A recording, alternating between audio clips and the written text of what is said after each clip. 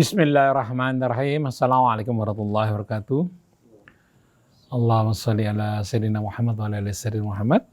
Alhamdulillah kita berjumpa lagi di pagi hari yang dingin ini, sejuk ya. Terdengar suara burung. Matahari kayaknya belum keluar nih, agak-agak mendung. Oke, di sini ada Chandra, ada Bima, ada Mas Neza yang megang kamera. Kita jumpa lagi dalam acara Ulumul Quran bersama Ustaz Husein Alatas dan Ustaz Otong Surasman. Kita akan mengambil tema petunjuk Al-Quran dalam menghadapi kebingungan umat, mana yang hak, mana yang batil. Nanti akan diuraikan oleh Ustaz Husein Alatas. Assalamualaikum Ustaz Husein, Ustaz Otong. Kita mulai acara ini dengan membaca Al-Fatihah. A'udzu billahi minasy syaithanir rajim. Bismillahirrahmanirrahim. Alhamdulillahi rabbil alamin. Ar-Rahmanir Rahim. Maliki yaumiddin. Iyyaka na'budu wa iyyaka nasta'in. Ihdinas siratal mustaqim.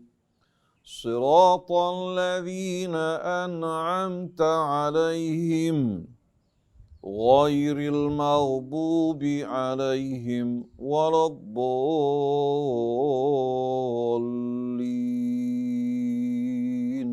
Ya alhamdulillah kita sudah baca Al-Fatihah. Mudah-mudahan Allah memudahkan kita untuk membedakan yang mana hak yang batil melalui petunjuk Al-Quran. Baik, acara ini juga disiarkan ke Radio Latansa Sukabumi, Radio Sela FM di Batam, Radio Habibullah di Banyuwangi, Radio Almas di Magelang, Radio Madinah di Pontianak, Radio Rasal di Palembang, Radio Komunitas di Situbondo, dan juga Radio Rasil Mercy di Piungan, Yogyakarta. Baik, sebagai pengantar dengan tema petunjuk Al-Quran dalam menghadapi kebingungan umat, mana yang hak, mana yang batil, akan disampaikan oleh Ustaz Otong Surasman. Pada Ustaz Otong, kami persilakan. Assalamualaikum warahmatullahi wabarakatuh. Waalaikumsalam warahmatullahi wabarakatuh. Alhamdulillahirabbil alamin wal aqibatu lil muttaqin. Asyhadu an la ilaha illallah wahdahu la syarikalah wa asyhadu anna Muhammadan abduhu wa rasuluh. Allahumma shalli wa sallim wa barik ala habibina wa syafi'ina wa mulana Muhammadin wa ala alihi wa sahbihi ajma'in, amma ba'du. Assalamualaikum kiram Habib Husein Alatas, Bapak Haji Muhammad Krisna, Meja, Kru Rasil, para pendengar dan pemirsa Rasil TV yang dimuliakan Allah Subhanahu wa taala. Alhamdulillah rabbil alamin, kita berjumpa lagi di pagi hari ini yang sejuk ya, walaupun agak mendung-mendung sedikit ya. Alhamdulillah nih. Karunia dari Allah Subhanahu wa taala ya, tadi malam diguyur hujan ya.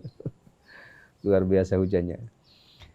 Pagi ini kita akan membahas tema yang sangat penting, yaitu petunjuk Al-Qur'an dalam memecahkan berbagai macam problematika kehidupan. Banyak masalah-masalah yang dihadapi oleh manusia ya, dari berbagai macam kalangan, mulai dari problem keluarga ya sampai masyarakat berbangsa dan bernegara. Nah, bagaimana untuk memecahkan semua problem-problem tersebut ya, agar kembali mendapatkan solusi yang terbaik ya, ada perubahan-perubahan yang lebih baik. Dan tentunya kita berharap tentunya ya, yang ideal itu kan hidup ini ya masyarakat sejahtera gitu ya. Ini perlu tentunya solusi-solusi. Kemudian yang kadang-kadang kita renungkan itu bahwa semua manusia itu sudah Allah berikan petunjuk ya Bib ya. Termasuk petunjuk berupa naluri gitu ya. Kemudian panca indera, akal juga Allah kasih petunjuk-petunjuk itu. Bahkan khususnya umat muslim setiap hari itu kan tidak kurang dari 17 ya, memohon petunjuknya itu. Ini Tapi kenapa jadi punya problem terus ya? Apakah tidak memahami konteks satu sisi doa dalam surah Al-Fatihah? Kalau setiap muslim kan 17 kali sholat wajib ya, ditambah dengan sholat sunnahnya berarti paling tidak bisa 27 kali berdoa dengan ihdinas siratal mustaqim. Kalau tidak salah dalam literatur itu zidna hidayah gitu. Memohon tambahan petunjuk-petunjuk. Tetapi kenapa dalam kenyataannya orang yang sholat juga mau melanggar aturan-aturan Allah karena dengan mendapatkan ya sedikit imbalan uang gitu atau jabatan bimbing ini kan beberapa problem. Barangkali mungkin Al-Quran memberikan arahan ya, bisa memberikan kesadaran kembali kepada orang-orang yang sudah menyimpang ya, sudah salah jalan ya, untuk kembali. Kemudian bagi orang yang memang lurus ya semakin lurus lagi gitu. Ini mungkin perlu dijelaskan, termasuk dari konflik keluarga misalkan. Kadang-kadang keluarga kita itu ketika kita nasihat juga kadang nggak mau dengar nasihat kita, malah memilih pendapat temannya, nasihat temannya gitu. Padahal itu jelas-jelas penyimpangan-penyimpangan yang perlu diluruskan. Ini kan sebuah konflik juga gitu. Nah, bagaimana Al-Quran memberikan solusi ya, terutama untuk umat Islam Indonesia ya, karena bahkan berita yang baru itu di Jawa Barat kalau tidak salah itu sampai sekarang 70% ya anak mudanya itu nggak bisa baca Quran. Mungkin ini kan salah satu problem gitu, umat itu jauh dari Al-Quran ya, belum yang lainnya itu ya. Termasuk juga yang menarik itu mungkin informasi tentang perceraian, itu kan konflik juga ya Bib ya. Bisa bayangkan di Jakarta Selatan itu informasinya itu 4.000 janda muda setiap tahun. Jakarta Timur 5.000. Belum yang Depoknya, belum yang lain. Ini kan konflik semua itu. Nah, barangkali dengan uraian ini bisa memberikan solusi ya bagi para pendengar dan pemirsa Rasul TV ya, ketika ada konflik itu kita kembalikan kepada Quran, khususnya nanti yang akan dibahas oleh guru kita Al-Habib Husain Alatas. Terima kasih. Assalamualaikum warahmatullahi wabarakatuh. Waalaikumsalam warahmatullahi wabarakatuh. A'udzu billahi minasyaitonir rajim. Bismillahirrahmanirrahim. Alhamdulillah hamdan katsiran tayyiban mubarakan fih kama yuhibbu rabbuna wa yarda. Alhamdulillahi lakal hamdu wa lakas syukru ya rabbana ya karim ala ma aulaita alaina min ni'am zahiriha wa batiniha wa nas'aluka ya rabbana an tusalliya wa tusallima ala abdika wa rasulika sayyidina Muhammadin wa alihi wa sahbihi wa sallim wa an tusaddida khutana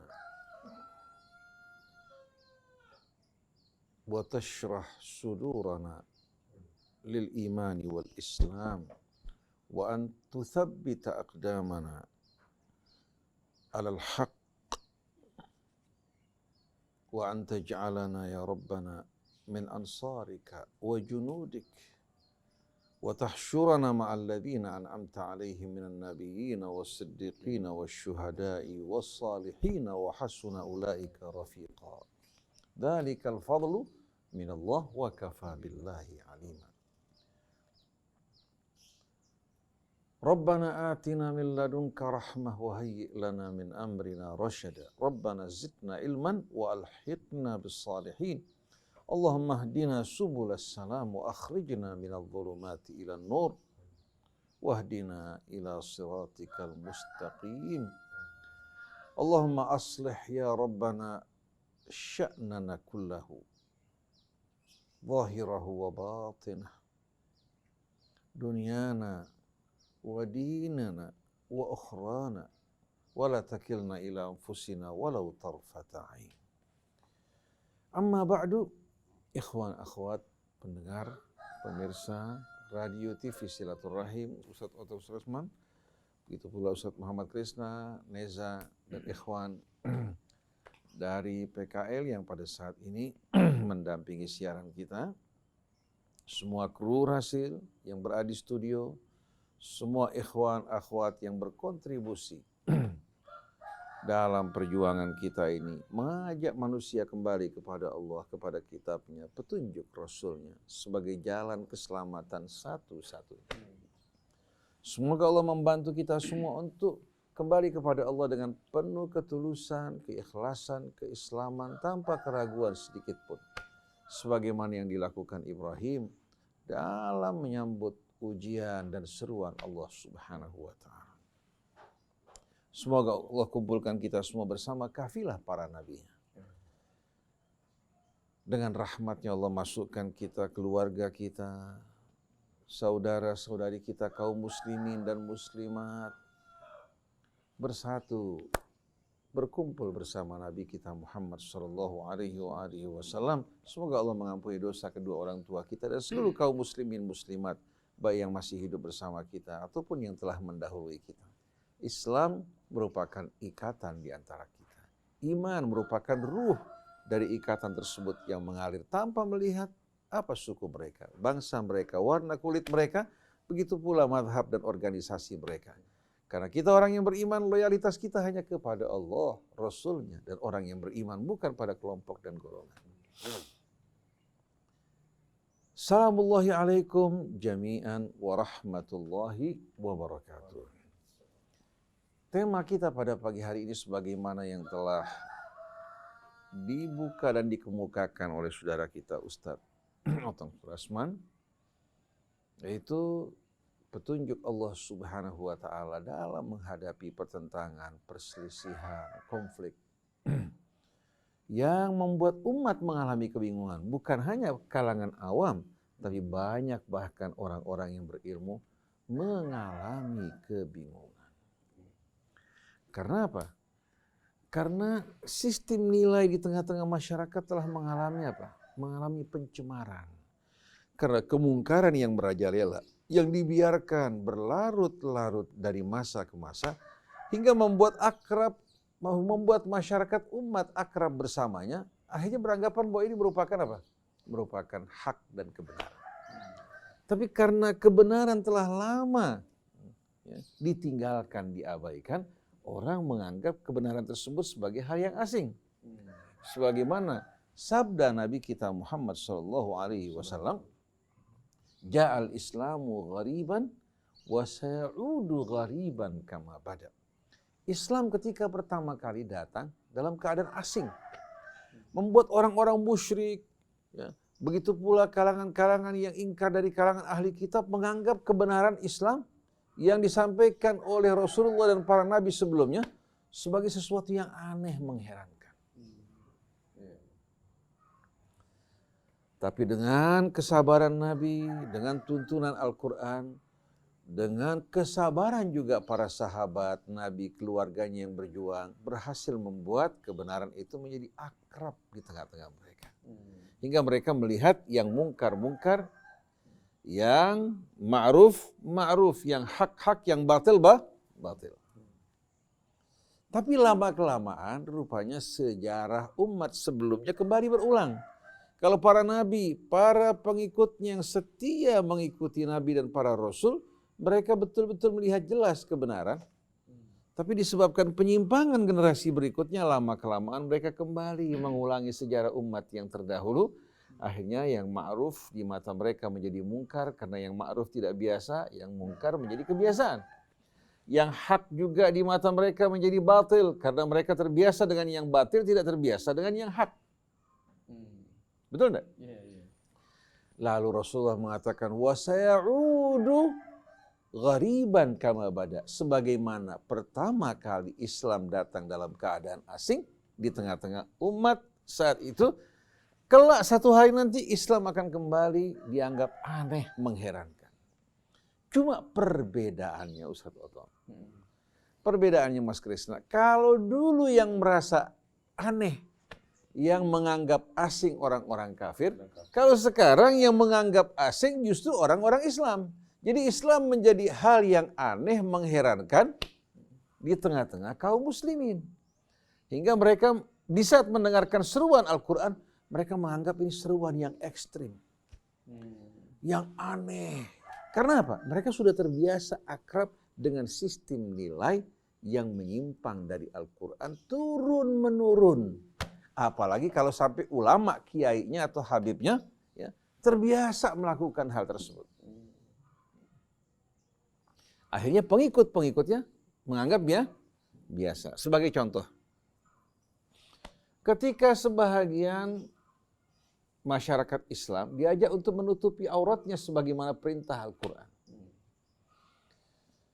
Agar mereka menutupi tubuh mereka agar tidak terlihat tonjolan-tonjolan tubuh mereka. Dan perintah dimulai kepada Rasul dan keluarganya, baru wanita yang beriman. Ya ayyuhan nabi qul li azwajika wa banatika wa nisa'il mu'minin. Wahai Nabi, katakan pada putri-putrimu. Ya. Qul li azwajika, istri-istrimu. Kemudian wa banatik, dan putri-putrimu. Wa nisa'il mu'minin, setelah itu baru ditujukan kepada wanita-wanita yang beriman. Yudnina alaihinna min jalabibihin. Hendaknya mereka menutupi tubuh mereka hingga ke bawah dengan jilbab-jilbab mereka. Di sini kita lihat, karena orang sudah akrab jilbab itu penutup kepala, mereka lupa makna yang sebenarnya. Makna yang sebenarnya dari jilbab itu balto atau pakaian luar, bukan penutup kepala. Jadi kalau seorang menggunakan long dress, ya, dengan long dress saja akan terlihat tonjolan dadanya. Akan terlihat juga mungkin ya karena tipisnya pakaian akhirnya membayang tubuhnya atau mencetak. Nah, dengan jilbab atau balto di luar atau abaah, maka tubuhnya terbungkus. Dia bisa buka di saat dia berada di tengah-tengah wanita, tapi di tengah-tengah pria, ya, dia menutupi tubuhnya agar tidak terlihat tonjolan-tonjolannya, demikian pula agar tidak melihat cetak tubuhnya atau melihat bahagian tubuhnya karena pakaian yang digunakan. Jadi yudnina alaihinna min jalabibihin. Lalu Allah sebutkan dzalika adna an yu'rafna. Yang demikian itu agar mereka dikenali sebagai wanita-wanita muslimat, mukminat yang ingin menjaga kehormatannya, fala yu'dzain, hingga mereka tidak digoda. Tapi kalau wanita pakai pakaian sepangkal paha, atau pakai pakaian yang mencetak tubuhnya, atau secara transparan, itu secara nggak langsung minta digoda. Betul tidak? Tapi wanita yang terhormat dengan pakaiannya menolak orang-orang untuk menggoda dirinya. Fala yu'dzain wa kana Allahu ghafurur rahim. Sebagian orang beranggapan bahwa ini hanya bimbingan bukan perintah. Dengan alasan wa kana Allahu ghafurur rahim. Sesungguhnya Allah Maha Pengampun lagi Maha Penyayang. Dia lupa ada kana di sini. Maksudnya wa kana Allah, dan Allah Subhanahu wa taala pada pelanggaran-pelanggaran yang sebelumnya yang belum memakai ini di masa lampau, Allah Maha Pengampun lagi Maha Penyayang. Tapi setelah turunnya perintah ini, dia harus menutupi tubuhnya agar tidak menggoda, agar tidak mengundang apa? Mengundang fitnah di tengah-tengah mereka. Lalu orang bertanya, kalau jilbab artinya menutupi badan, ya, setelah pakaian yang mereka pakai, mereka gunakan pakaian luar yang menutupi tubuhnya, lalu mana perintah Al-Quran yang memerintahkan untuk menutup kepala? Terdapat dalam Suratun Nur. Dalam Suratun Nur, Allah berfirman apa?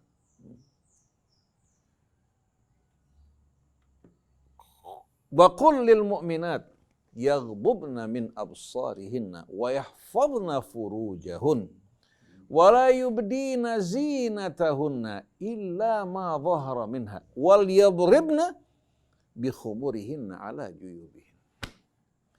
Katakan pada wanita yang beriman, ini perintah nih, kata perintah, apalagi Suratun Nur dimulai dengan firman Allah, Suratun anzalnaha wa faradnaha.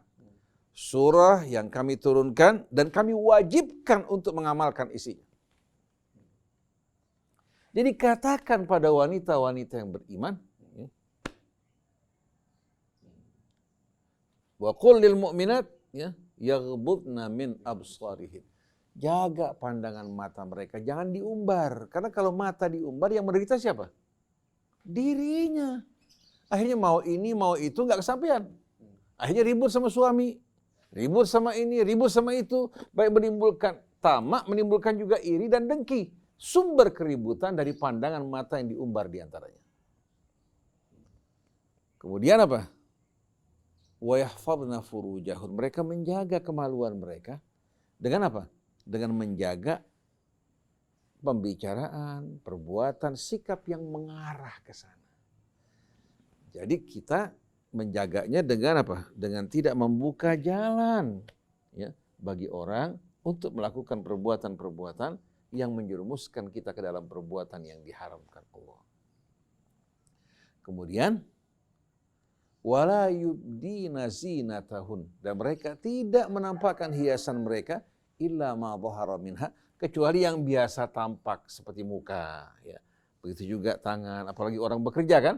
Ini merupakan hal yang biasa tampak yang tidak terelakkan. Tapi kalau dia mau menggunakan cadar silahkan, tapi bukan satu keharusan.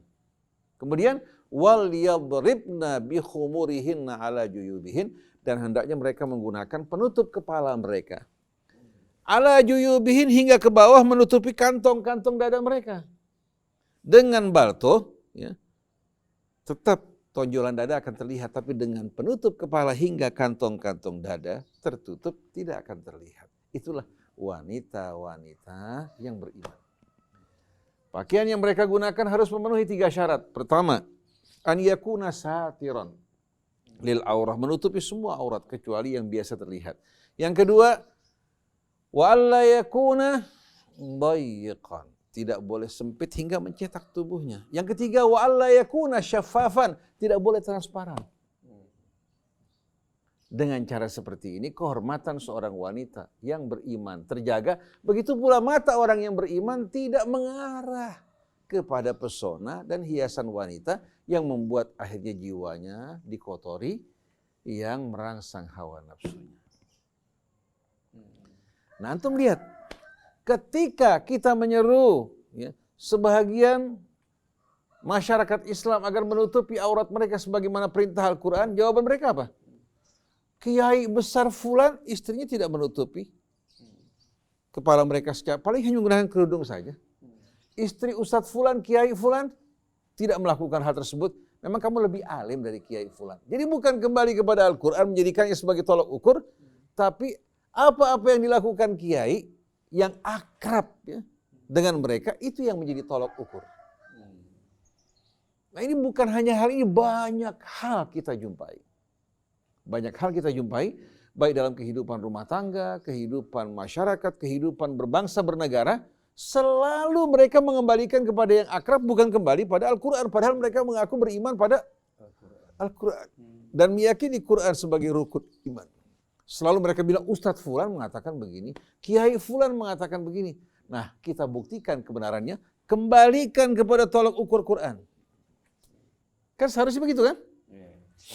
Oleh karena itu, dalam ayat 213 dari surah Al-Baqarah, Allah menjelaskan mengapa Allah mengutus para rasul dan menurunkan Alkitab bersama mereka. 213. Kana nasu ummatan wahidah. Dahulu umat manusia itu sebetulnya satu umat yang berinduk kepada induk yang sama. Keluar dari tangan Allah Subhanahu wa taala, mereka tercipta dalam keadaan fitrah bersih. Semua mereka merujuk dan kembali kepada Allah, berjalan di atas jalan Allah. Kana nasu ummatan wahidah. Lalu apa yang terjadi? Fakhtalafu, mereka berselisih. Akibat mereka mengikuti hawa nafsu mereka, akibat kebiasaan, budaya, tradisi, pendidikan yang salah. Akhirnya jiwa mereka yang tadinya berinduk kepada induk yang sama terpecah-pecah, dihasut oleh syaitan. Jadi kana nasu ummatan wahidatan fakhtalafu. Fakhtalafu tidak disebutkan dalam ayat ini, tapi semua orang yang memahami Al-Quran memahami bahwa ada jumlah yang dibuang karena keterangan berikutnya amat jelas. Lalu apa yang terjadi setelah itu? Faba'atsallahu an-nabiyyina mubasysyirina wa mundhirin. Maka untuk melerai, untuk menengahi perselisihan di antara umat Kalau yang di atas mungkin mereka berselisih dengan kemauan mereka, yang kesian yang di bawah nih yang ikut orang-orang sebelumnya. Butuh penengah yang menengahkan. Maka untuk menengahi perselisihan di antara mereka, melerai pertikaian yang berlangsung di tengah-tengah umat, Allah mengutus para nabi. Mubasyirina wa mundirin, memberikan kabar gembira bagi orang yang mau kembali kepada kebenaran dengan kebenaran yang Allah ajarkan. Wa mundirin, memberikan peringatan kepada mereka-mereka yang menolak dan ingkar, agar di hari kemudian nanti mereka tidak beralasan, ya Allah kamu tidak pernah memberikan peringatan dan petunjuk kepada kami. Wa anzala ma'ahumul kitaba bil haqqi liyahkuma bainan nasi fi makhtalafu fi. Dan Allah turunkan bersama para nabi, para rasul Alkitab bil haq. Bukan dengan dugaan, bukan dengan pendapat, bukan dengan pemikiran, bil haq. Dengan apa? Kebenaran. Dengan kebenaran yang sejati yang tidak meragukan. Wa anzala ma'ahumul kitaba bil haq. Allah turunkan bersama mereka Alkitab yang berisikan petunjuk pedoman hidup yang hak yang tidak meragukan. Liyahkuma bainan nasi fi makhtalafu fi, agar memberikan keputusan di antara manusia pada apa yang mereka perselisihkan. Nah, seharusnya orang-orang yang beriman ketika mendengarkan Al-Quran, ketika menerima kitab suci Al-Quran, menyambutnya apa tidak? Seharusnya mereka kalau betul-betul beriman, mereka akan mengatakan sami'na wa ata'na. Innama kana qaulal mu'minina idza du'u ila Allahi wa rasulihi liyahkuma bainahum an yaqulu sami'na wa ata'na. Seharusnya ucapan orang-orang yang benar-benar beriman apabila diajak untuk kembali kepada Allah dan Rasulnya memberikan keputusan di antara mereka, mereka mengatakan sami'na wa ata'na. Tapi yang terjadi justru waktu diajak kembali kepada Allah, mereka menolak karena bertentangan dengan kebiasaan, tradisi, budaya, dan juga hawa nafsu mereka. Mereka ingin Quran yang disesuaikan dengan kebiasaan mereka, bukan kebiasaan mereka disesuaikan dengan Quran. Nah, ulama terbagi dua. Ada ulama yang menyesuaikan ayat-ayat Allah dengan kemauan manusia. Mereka-mereka ini orang-orang yang mencari keuntungan dunia dengan menjual ayat Allah. Tapi ada yang menolak, tetap menyampaikan ayat Allah, menerangkan sebagaimana adanya. Orang suka tidak suka, yang penting dia menyampaikan amanat Allah. Lalu Allah terangkan, wa makhtalafa fihi illa alladhina utuhu min ba'di ma ja'athumul bayyinatu baghyan bainahum. Dan tidak terjadi perselisihan di antara umat kecuali apa?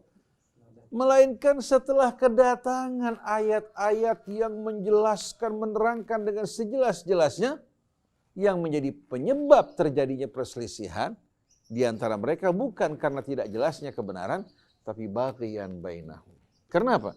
Karena kecondongan untuk mengikuti hawa nafsu, berbuat kezaliman telah mendominasi kehidupan mereka.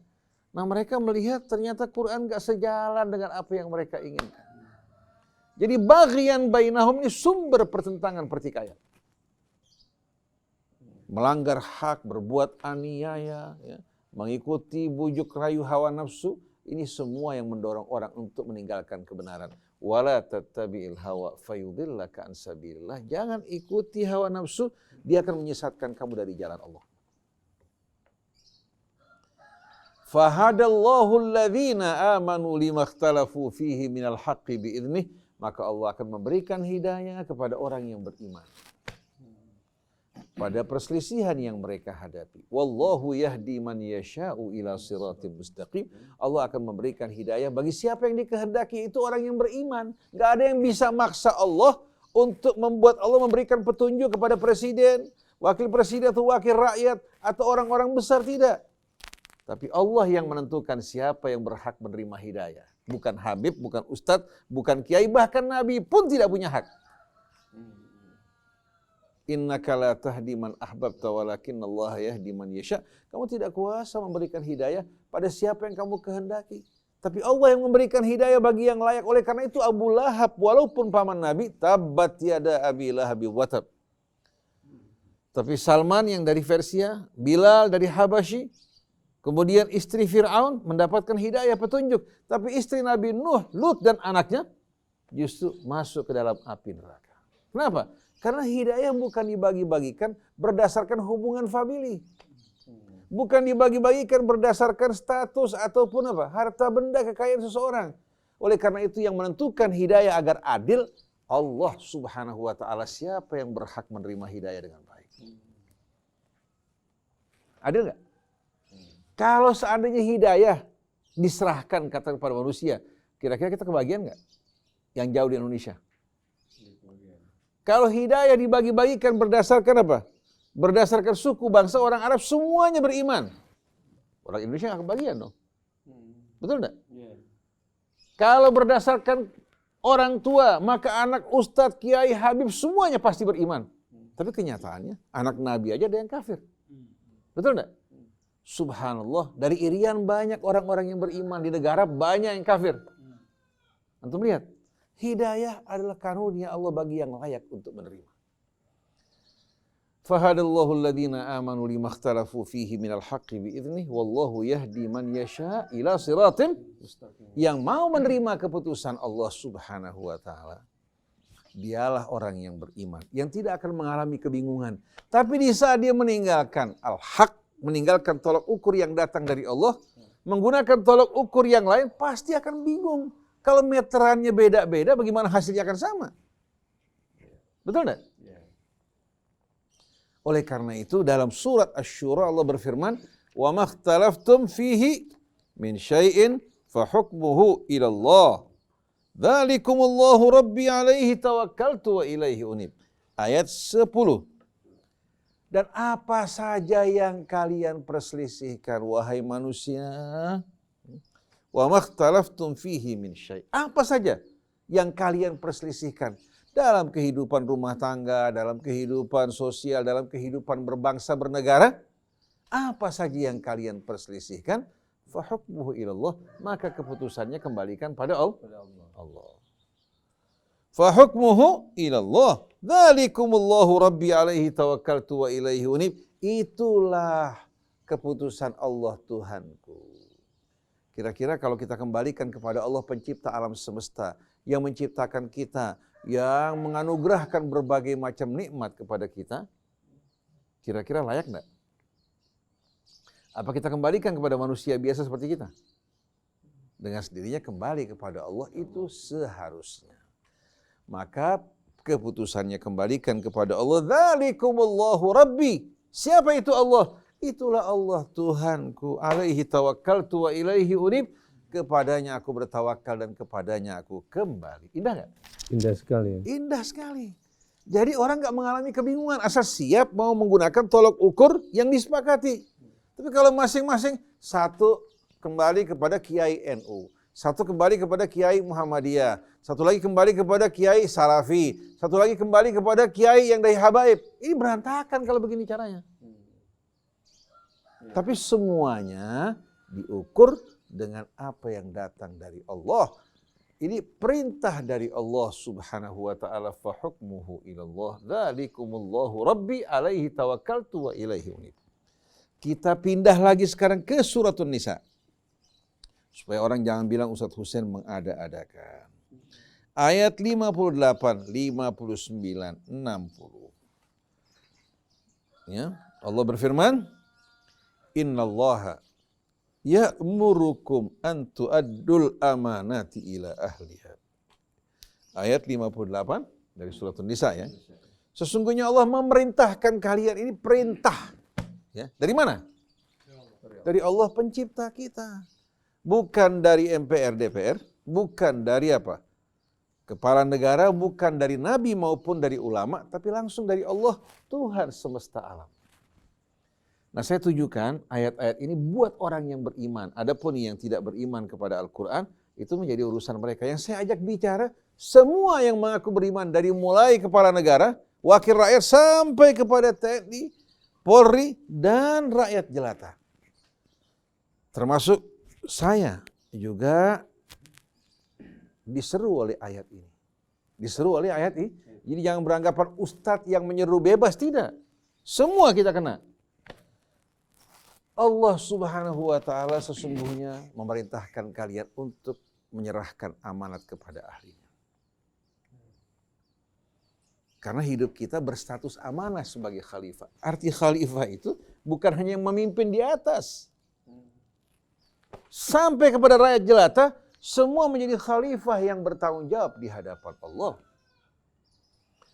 Sesungguhnya Allah memerintahkan kalian untuk menyerahkan amanat pada ahlinya. Oleh karena itu, kalau kita menyerahkan amanat bukan kepada ahlinya, kita bertanggung jawab di hadapan Allah. Dalam memilih pemimpin, kita harus betul-betul menunjuk orang yang kita ketahui, yakini akan memimpin dengan baik dan tidak melakukan kerusakan. Tapi kalau kita pilih karena partai, karena kepentingan, karena keuntungan, atau karena hawa nafsu kita, lalu mereka melakukan kerusakan, semua kerusakan yang dilakukan, dia ikut mendapatkan saham dari kerusakan tersebut. Kemudian wa idza hakamtum bainan nasi an tahkumu bil adl. Kalau kalian memberikan keputusan ya, di antara manusia, siapa saja yang punya otoritas memberikan keputusan, Allah perintahkan an tahkumu bil adli, hendaklah kalian putuskan dengan penuh keadilan. Nah, untuk menentukan adil tidak adil harus punya tolak ukur. Tolak ukurnya kitab Allah. Kalau pakai perasaan repot. Betul enggak? Antahkumu bil adli, innallaha ni'imma ya'idhukum bih. Sesungguhnya Allah sebaik-baiknya yang memberikan nasihat bimbingan buat kalian, akan membawa kebaikan buat kalian. Innallaha ni'imma ya'idhukum bih, innallaha kana sami'an basira. Sesungguhnya Allah Maha mendengar lagi Maha melihat. Enggak ada yang tersembunyi dari Allah.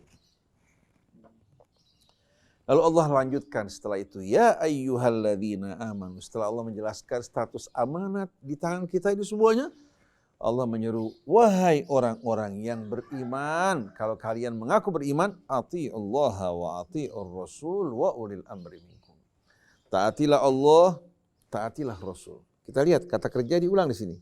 Ati'ullah wa ati'ur rasul. Taati Allah, taati Rasul. Karena mentaati Rasul sama dengan mentaati Allah. Betul enggak?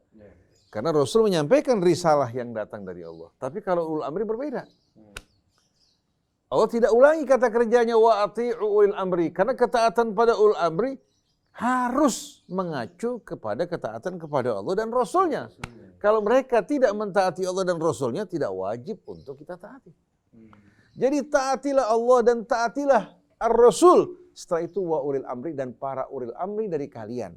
Artinya ulul amri yang mentaati Allah, mentaati Rasulnya, maka ketaatan pada mereka merupakan ketaatan kepada Allah dan Rasulnya. Tapi kalau mereka tidak mentaati Allah dan Rasulnya, menggantikan petunjuk Allah dengan yang lain, maka tidak boleh kita mentaatinya. La ta'ata li makhluqin fi ma'siyatil khaliq.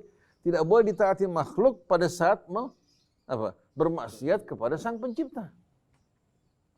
Oleh karena itu kalau seandainya seorang punya orang tua, memerintahkan anak laki-lakinya untuk menzalimi istrinya, boleh enggak? Jangan dengan alasan bakti sama orang tua, dia zalimi istrinya, enggak boleh. Atau katakan karena taat pada orang tua, seorang perempuan membangkang, menentang suaminya. Itu enggak dibolehkan dalam Islam. Hak orang tua kita penuhi, tapi di saat memerintahkan kita berbuat zalim atau mempersekutukan Allah atau keluar dari jalan Allah, kita katakan, lah, ini tidak dibolehkan ya. Ini diharamkan dalam agama. Saya hanya diwajibkan untuk apa? Berbuat kebaikan pada ayah ibu, tapi bukan dengan berbuat kezaliman kepada manusia. Jelas kan? Jelas sekali. Karena banyak orang mengatakan, saya melakukan ini karena kebaktian pada ayah ibu. Saya bekerja di perusahaan yang menjual khabar karena kebaktian pada ayah ibu. Saya juga menzalimi istri saya karena perintah orang tua yang wajib saya taati. Siapa yang bilang? Allah perintahkan kita berbuat baik pada ayah ibu, bukan kita menzalimi orang karena mengikuti perintah mereka. Oleh karena itu dalam Quran tidak ada perintah mentaati ayah ibu, enggak ada. Yang ada wabil walidaini ihsana. Kalau mentaati ayah ibu secara mutlak bisa beresiko bertentangan dengan apa? Dengan keridhaan Allah Subhanahu wa taala.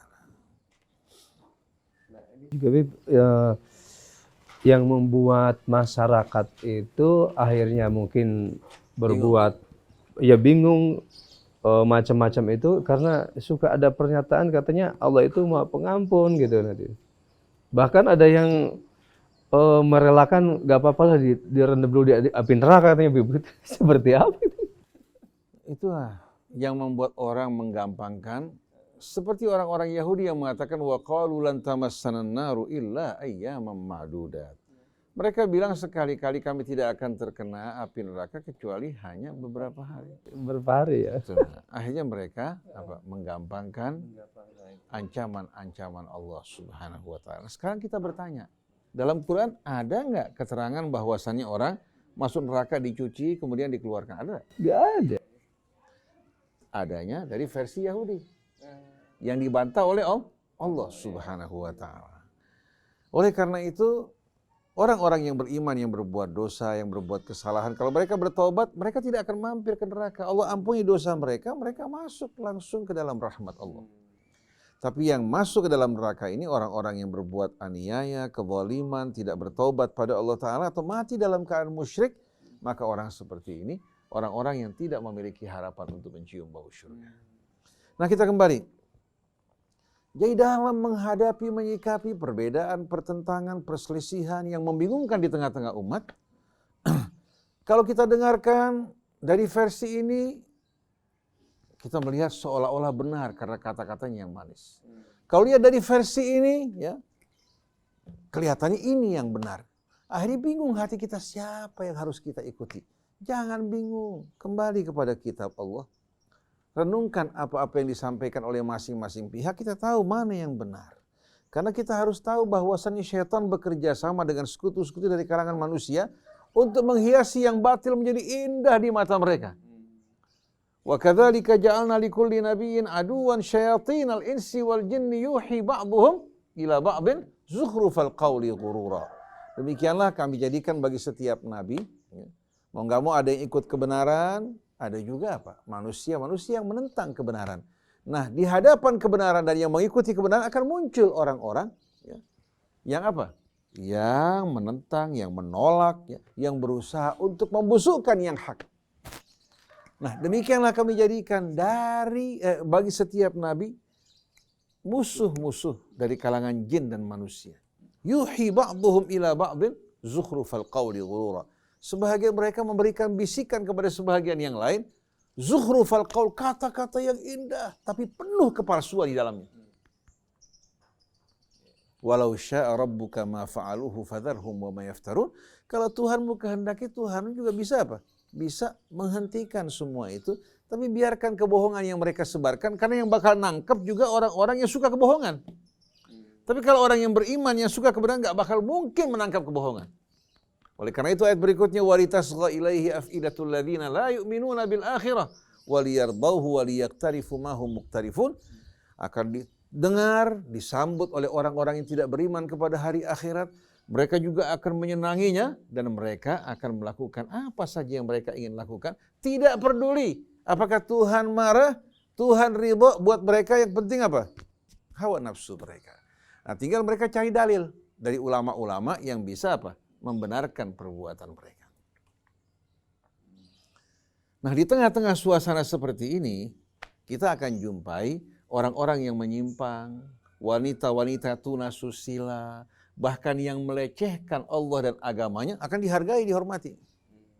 Tapi orang-orang yang menyampaikan kebenaran, yang mengingatkan, mereka anggap ini ekstremis.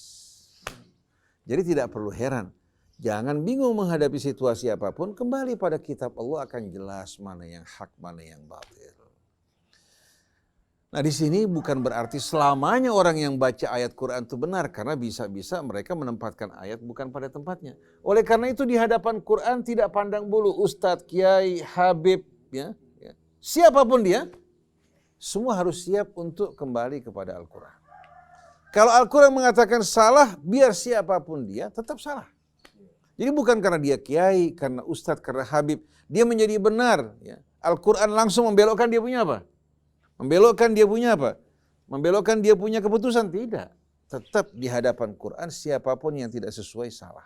Saya kayak ustadz siapapun juga sama. Tidak ada perbedaannya. Ini tidak akan membingungkan kita. Kalau kita bawa meteran yang pas kemana kita pergi untuk mengukur tanah, mengukur bahan, tidak akan perbedaan. Tapi kalau masing-masing bawa meteran yang berbeda-beda, apa jadinya? Ya pasti akan melahirkan hasil yang berbeda. Lalu saya tanya, kemana perginya umat Islam selama ini meninggalkan kitab Allah? Padahal Allah jadikan dia sebagai hakim. Allah turunkan kitab ini kepada Rasulnya Shallallahu Alaihi Wasallam untuk dijadikan sebagai pedoman hidup. Nah, kemana perginya umat Islam sekarang? Yang satu kembali kepada pendapat fulan, yang satu kembali kepada pendapat Alan, Quran diabaikan, diasingkan. Oleh karena itu kalau kita bacakan Al-Quran, mereka mengatakan tidak tepat di negara Indonesia kamu bacakan ayat-ayat Quran. Saya bilang, kenapa bukan ke orang-orang Islam di negeri kita ini? Anggota-anggota partai mayoritas beragama Islam. Wakil rakyat beragama Islam. Presidennya beragama Islam. Wakil presidennya beragama Islam. Menteri-menterinya sebagian besar beragama Islam. Lalu apa yang menghalangi saya untuk membacakan ayat-ayat Allah? Mengatakan ini bukan negara Islam. Ini bukan negara Islam. Lalu saya bertanya, yang menciptakan negeri kita ini siapa?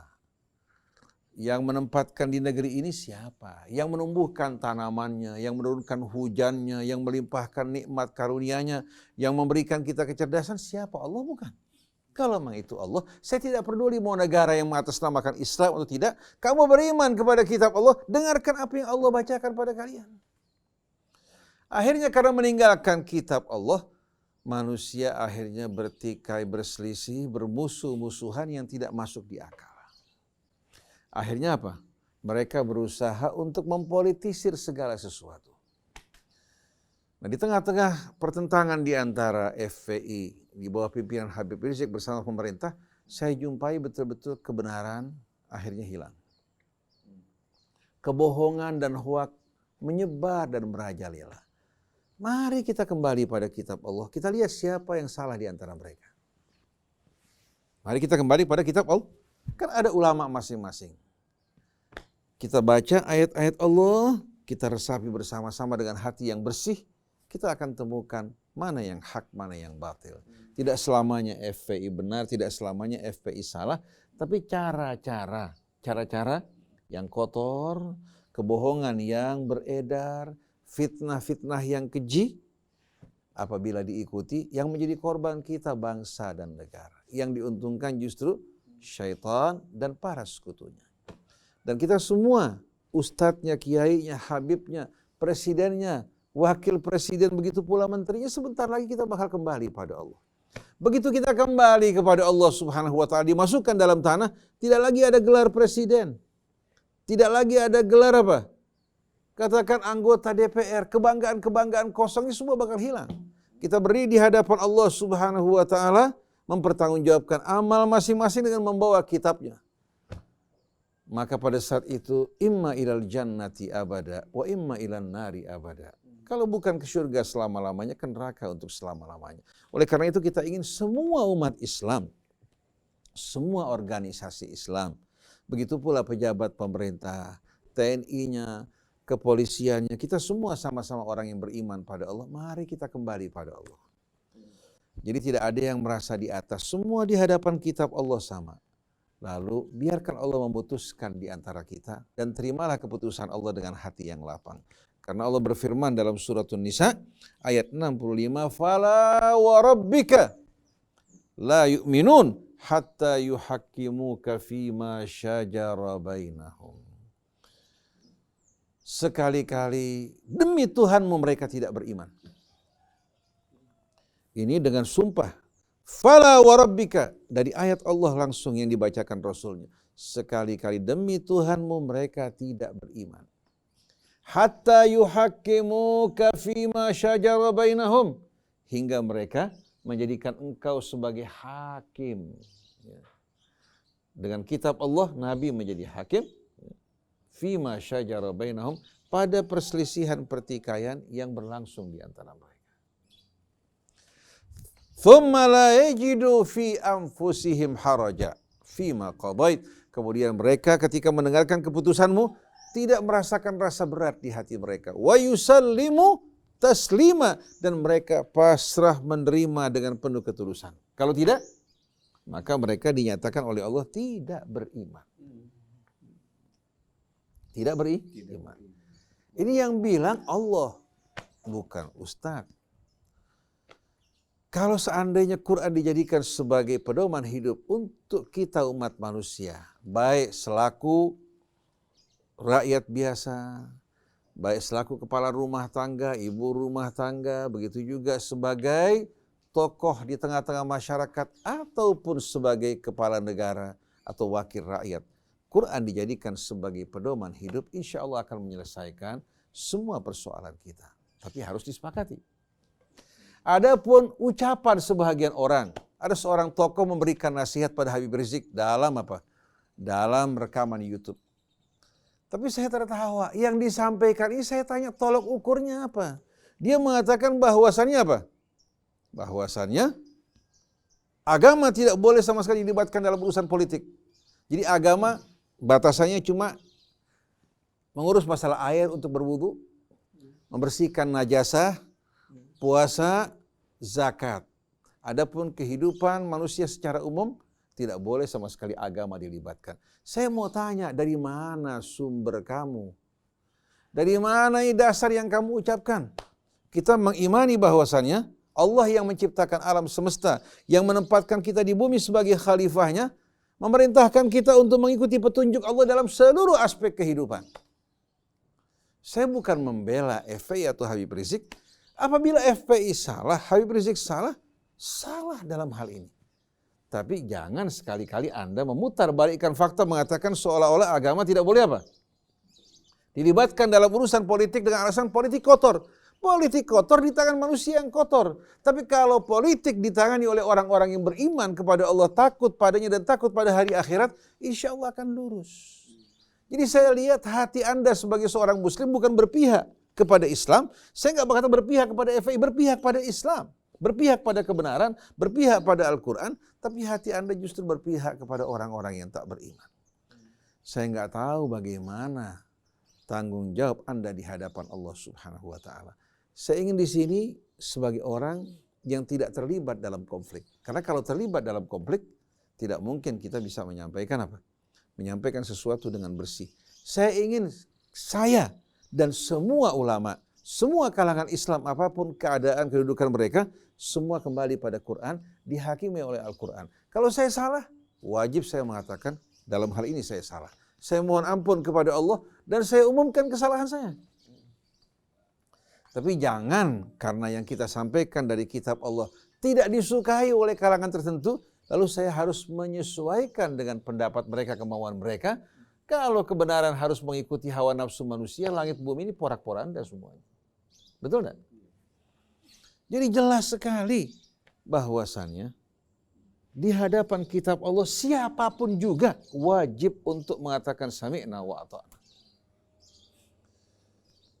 Jadi kebingungan yang kita hadapi pada saat ini semua disebabkan karena kita masing-masing bawa tolak ukur sendiri.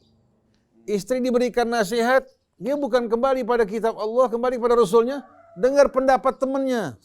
Teman saya mengatakan begini, ibu saya mengatakan begini, bapak saya mengatakan begini. Gak mungkin ada titik temu. Akhirnya suami bilang, bapak saya juga mengatakan begini, ibu saya mengatakan begini, teman saya mengatakan kalau ada perempuan seperti kamu, mendingan ganti sama yang lain. Bahaya enggak? Masing-masing juga punya apa? Latar belakang. Tapi mari bersama-sama saya sama kamu dengarkan firman Allah. Kalau Allah mengatakan, saya salah, saya wajib mengakui salah. Kalau kamu salah, kamu juga wajib mengatakan kamu salah. Tapi jangan kamu berdalih dengan dalih yang bermacam-macam. Oleh karena itu ada satu orang, laki-laki bertanya, Ustaz, saya kenal seorang perempuan, saya suka sama dia. Cuma perempuannya keras, keluarganya juga keras. Saya lanjutkan apa jangan Ustaz? Saya tanya, orangnya takut pada Allah tidak? Takut pada hari akhirat tidak? Taat enggak pada kitab Allah? Ini orang kalau dengar perintah Allah, tuntunan Allah, langsung dia berhenti. Kawin sama dia. Kalau kamu berhadapan dengan sikap kerasnya, bacakan ayat Allah. Yang penting kamu harus lebih dulu taat pada Allah sebelum ngajak istri kamu. Bagaimana kamu akan dihormati oleh istri kamu kalau kamu menentang Allah, kamu ajak istri kamu untuk taat pada Allah Subhanahu wa taala. Betul enggak? Jadi dalam hal ini jangan laki-laki seenak-enaknya pakai ayat Allah untuk menekan istrinya. Waktu berkaitan dengan dia, saya laki-laki biasa dong. Jangan disamakan laki-laki sama perempuan. Perempuan berzina hal yang besar. Kalau laki-laki berzina, laki-laki biasa seperti ini. Dan herannya masyarakat menganggap biasa kalau laki berzina. Kalau perempuan berzina, nggak biasa. Aneh nggak? Kita harus terapkan hukum sama. Perempuan, laki-laki berzina, sama hukumnya. Nggak ada bedanya. Jangan bawa tradisi jahiliyah. Kalau tradisi jahiliyah dulu, selalu berpihak sama laki-laki. Islam membersihkan kita dari tradisi budaya jahiliyah tersebut. Oleh karena itu saya bayangkan bagaimana kalau TNI kita. Loyalitasnya kepada Allah sebagai orang yang beriman. Kemudian kepolisian kita juga. Loyalitasnya kepada Allah, ya, Rasulnya, dan hari akhirat. Kemudian rakyat juga begitu. Begitu pula wakil rakyatnya, para pemimpinnya. Nggak ada yang hina pada saat itu. Semua menjadi orang-orang yang mulia. Oleh karena itu kita tidak ingin merendahkan siapapun juga. Di TNI terdapat orang-orang yang beriman. Yang cinta bangsa negara. Di kepolisian juga begitu. Di tengah-tengah pejabat juga terdapat orang-orang yang seperti itu. Begitu pula di tengah-tengah wakil rakyat. Tinggal orang-orang yang cinta kebenaran harus tampil. Jangan sembunyi malu-malu. Karena begitu mereka tampil, qul ja'al haqqu wa zahaqal batil innal batila kana zahuqa. Begitu yang hak tampil, yang batil bakal bersembunyi malu-malu. Kalau sekarang tidak. Wanita yang tidak bermoral berani mengakui dirinya sebagai wanita yang tidak baik. Bahkan mempertontonkan auratnya. Bahkan akan mengadakan konser di neraka lagi. Sedangkan orang yang menyampaikan kebenaran takut-takut. Sampaikan dengan bahasa yang santun. Ittaqillah. Bertakwalah pada Allah. Bertaubatlah kembali kepada Allah. Karena kalau yang hak atau yang menyampaikan kebenaran takut dan malu, maka pasti kebatilan akan merajalela. Korupsi akan merajalela karena apa? Karena yang benar takut-takut, malu-malu. Sampaikan apa adanya. Jadi menyedihkan sekali betul-betul. Kita menyaksikan negara Cina yang penduduknya begitu banyak. Serius memberantas korupsi. Koruptor dibawa ke tanah lapang ditembak. Coba kalau kita melakukan hal yang sama. Tapi jangan sembarangan tuduh ya. Negeri kita ini bahaya, bisa-bisa orang yang nggak salah jadi salah. Orang yang salah menjadi benar. Kalau hukuman ditegakkan nggak bakal ada korupsi. Begitu juga, bagaimana kita saksikan mereka serius memberantas candu, obat-obatan, bahkan rokok. Bagaimana pemuda-pemuda berkampanye untuk menghentikan rokok. Hingga jumlah perokok di Cina dari hari ke hari turun. Sedangkan di negara Arab, Indonesia, jumlah perokok dari hari ke hari apa? Semakin meningkat. Aneh nggak? Aneh sekali. Yang diuntungkan siapa? Pabrik rokok. Yang diuntungkan pabrik rokok yang dimiliki oleh kalangan oligarki. Zakat juga nggak keluar buat umat. Kemudian buruh-buruh mereka dengan gaji yang kecil-kecil. Yang tidak bisa mendidik anak mereka untuk menjadi orang-orang yang berpendidikan tinggi. Belum lagi penyakit yang mereka sumbangkan untuk umat akibat rokok. Aneh nggak? Lalu saya pikir kemana nih bangsa kita? Kita ingin pemimpin yang mencintai rakyat, yang menjaga makanan yang mereka konsumsi, kemudian juga menjaga pandangan mereka, pendengaran mereka dari apa yang diharamkan Allah. Mendidik umat untuk bangkit menjadi bangsa-bangsa yang bagaimana? Yang maju. Yang saya heran, YouTube di Cina tidak diizinkan untuk beredar. Karena di dalamnya terdapat apa? Ada yang baik, ada yang buruk. Cina ingin menyajikan buat rakyatnya hal yang positif. Oleh karena itu mereka punya provider sendiri ya, yang menyaring dari YouTube dan informasi pendidikan yang mereka masukkan mereka sebarkan pada rakyat mereka. Hingga rakyat bangkit. Kalau kita dengan YouTube yang beredar saat ini, anak kecil bisa menyaksikan pornografi. Sampai film-film iklannya juga apa? Bisa disajikan untuk anak-anak di bawah umur. Sayang enggak? Nah kalau Indonesia bisa punya provider sendiri ya, yang menyaring dari YouTube, yang mereka tayangkan hal-hal yang positif, insya Allah anak-anak kita tidak akan apa? Jadi kita hanya bisa bilang la haula wala quwata illa billahil aliyyil azim. Nah sebagai penutup, dalam satu hadis yang diriwayatkan dari Nabi kita Muhammad sallallahu alaihi wasallam, Beliau mengatakan, badiru bil a'malis salihat, berlomba-lomba untuk mengerjakan amal soleh. Karena amal soleh ini memupuk iman, membuat jiwa kita memiliki daya tahan dalam menghadapi apa? Fitnah. Jadi berlomba-lomba dalam mengerjakan amal soleh. Fa innahu satakunu fitan. Karena bakal terjadi fitnah, terjadi huru-hara yang akan membingungkan umat. Kaqita'il lailil mudlim, dari gelapnya bagikan gulungan malam yang berlapis-lapis. Yusbihur rajulu mu'minan wa yumsi kafira. Pagi-pagi masih beriman, sore sudah kafir. Wa yumsi mu'minan wa yusbihu kafira. Sore masih beriman, paginya sudah kafir. Yabi'u dinahu bi arabi minad dunya yasir. Dia jual akhiratnya, agamanya dengan dunia yang enggak berarti. Dan sekarang kita jumpai bagaimana orang-orang yang rela dimanfaatkan untuk apa? Untuk memutarbalikkan fakta hanya karena mendapatkan dunia yang tidak berarti. Dalam riwayat yang lain, qalu famal makhraju minha ya Rasulullah. Bagaimana jalan keluarnya ya Rasulullah? Alaikum bi kitabillah. Hendaknya kalian kembali kepada kitab Allah. Alaikum bi kitabillah. Dengan kitab Allah kita menyelesaikan berbagai macam persoalan. Jadi insya Allah mudah-mudahan TNI kita, Polri kita, pemerintahan kita, ulama kita, rakyat kita nggak bingung lagi. Mereka kembali pada kitab Allah, kemudian mereka dengarkan, apa-apa yang mereka dengar mereka pilih yang terbaik, yang tidak baik mereka sisihkan, kemudian mereka memberikan nasihat kepada umat untuk memperbaiki diri. Jadi kalau seandainya mereka bersama-sama membaca ayat Allah, Anda salah dalam hal ini, Allah berfirman seperti ini, kan indah sekali kan? Kalau sampai Al-Quran disosialisasikan di tengah-tengah umat menjadi sistem nilai, insya Allah berubah Indonesia menjadi baldatun thayyibatun wa rabbun ghafur. Covid-nya bakal pergi. Meninggalkan negeri kita, pindah ke tempat-tempat yang mereka anggap layak untuk menerima. Kemudian bumi akan memancarkan rezekinya, langit juga akan turun membawa manfaat. Allah akan membuat kehidupan manusia penuh kedamaian, rumah tangganya, masyarakatnya, berbangsa, bernegaranya, konspirasi akan hilang semuanya. Nah mudah-mudahan ini terjadi dalam waktu dekat. Jadi bukan gerakan ekstrim yang menakutkan, yang menyeramkan seperti yang digambarkan Islam sebagai sesuatu yang menakutkan, bagikan hantu yang mengerikan, tapi Islam yang membawa rahmat, wa ma arsalnaka illa rahmatan lil alamin. Subhanakallahumma wa bihamdik asyhadu an la ilaha illa anta astaghfiruka wa atubu ilaik. Wal afu minkum. Wassalamualaikum warahmatullahi wabarakatuh. Kita sudah dengarkan tadi Ulumul Quran bersama Ustaz Husain dan Ustaz Otong. Mudah-mudahan kita jadikan Al-Quran sebagai petunjuk kita dalam kehidupan kita. Baik, terima kasih. Saya Muhammad Krisna, juga Sini Neza, Bima, Chandra, juga Fahri, Yusuf. Mohon pamit, wabillahi taufiq wal hidayah. Wassalamualaikum warahmatullahi wabarakatuh. Waalaikumsalam warahmatullahi wabarakatuh.